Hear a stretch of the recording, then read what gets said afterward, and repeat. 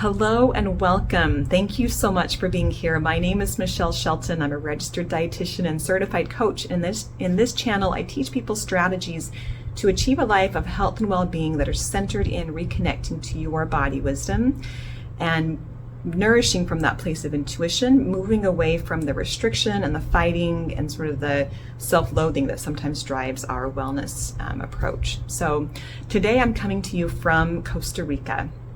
And I'm at a retreat, a seminar, and I had an experience here that's a really beautiful demonstration of something that we call the guilt deprivation cycle, and that drives so much of what we experience in when we're trying to be healthy. And so I wanted to just teach you a little bit about the guilt deprivation cycle, as well as highlight my experience.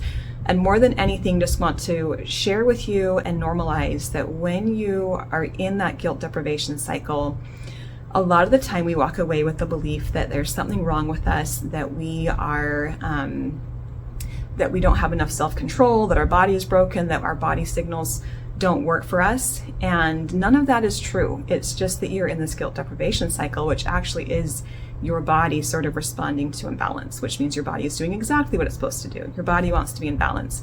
So we're going to talk a little bit about that, and I'm going to share with you my experience. And again, if there's anything I want you to take out of this, is that your body's not broken, you're just in a bad cycle, and the path forward is to get out of the cycle. Okay, so that's the takeaway for today. I'm giving you the cliff notes from the beginning. So the guilt deprivation cycle, let's start there. So the guilt deprivation cycle, if you can picture like a seesaw, right? And so a seesaw, when one side's up, the other side's low, and then once that side's up, it inevitably will drop eventually and push the other side up, right? That's how seesaws work. And so in this seesaw, you've got deprivation on one side and guilt on the other. Okay, so many people enter their wellness journey from a place where guilt is really, really high, right? They're feeling like maybe they don't like the size of their body, maybe they don't feel like they are being healthy, maybe they don't feel like they're caring for themselves, and they have this feeling of guilt and shame, and it's really, really high.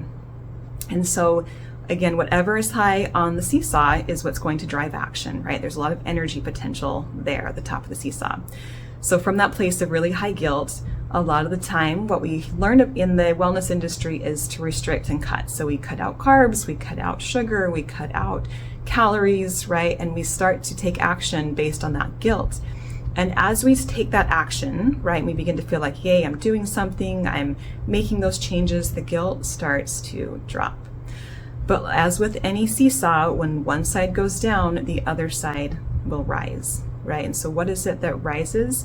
It's the deprivation, right? Because you are cutting out the carbs, the sugar, the calories, whatever it is that you're cutting out, right? You start to feel that deprivation. So now you've got a seesaw where guilt's really low because you're taking this action, but the deprivation is really high.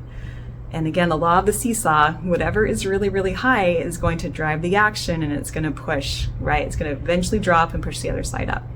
So from that place of deprivation, you begin to eat the sugar again, or you begin to increase your calories because you're tired of feeling, right, so deprived and so hungry. You begin to eat the carbs because you really miss the bread, whatever it is, right? And you start to respond to the deprivation. And as the deprivation starts to drop, it pushes the other side of the seesaw back up, and now your guilt's really high. And now in that place of that guilt coming back up, we start to have these thoughts like, oh, I just don't have any self-control. Why couldn't I just stick with the diet? What's wrong with me? I must be broken. I'm never going to be able to be healthy, right? We get really discouraged. We have really high guilt. And from that place, we're like, that's okay, because I know what to do. I just got to deprive again. And because then I'll lose weight, and then I'll feel better. I'll feel like I'm taking an action, and we start to deprive. The guilt goes down, the deprivation starts to rise, right? We end up in this seesaw, right? We think something is broken when actually we're just on a seesaw, right? We're on a seesaw that's really normal, a natural response for your body to take, right? So I want to share with you an example here in Costa Rica where I've experienced something very similar, or I've experienced like a version of this, right? So I'm at this wellness retreat, and I'm here for a seminar, but people also come here for like wellness retreats where they have set courses and different instruction on various health topics. They also do all of the food here.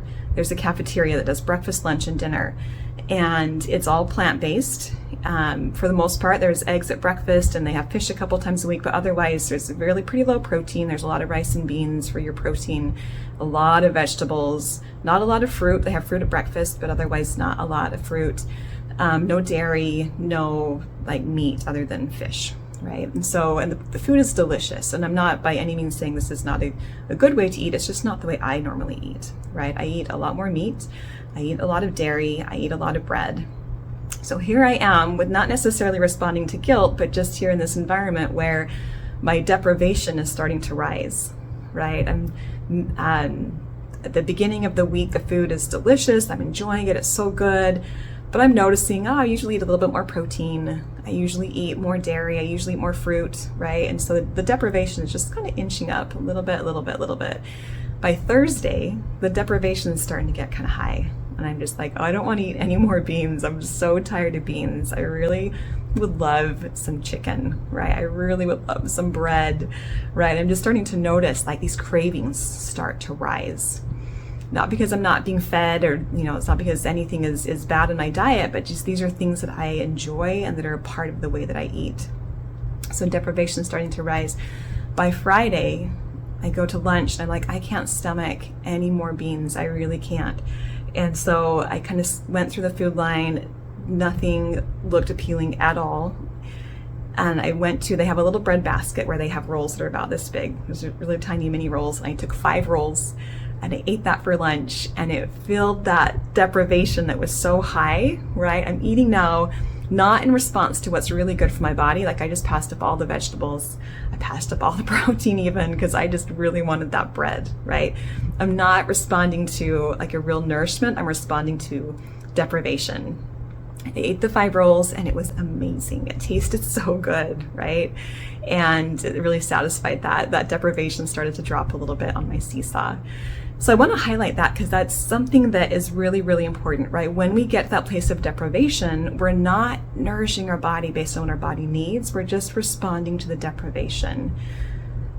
The way out of that is not to start to restrict again. It's to get off the seesaw. It's to stop the deprivation so that you can nourish your body and include those foods that you enjoy and really attune to when you've had enough, when you're satisfied, and when you can stop.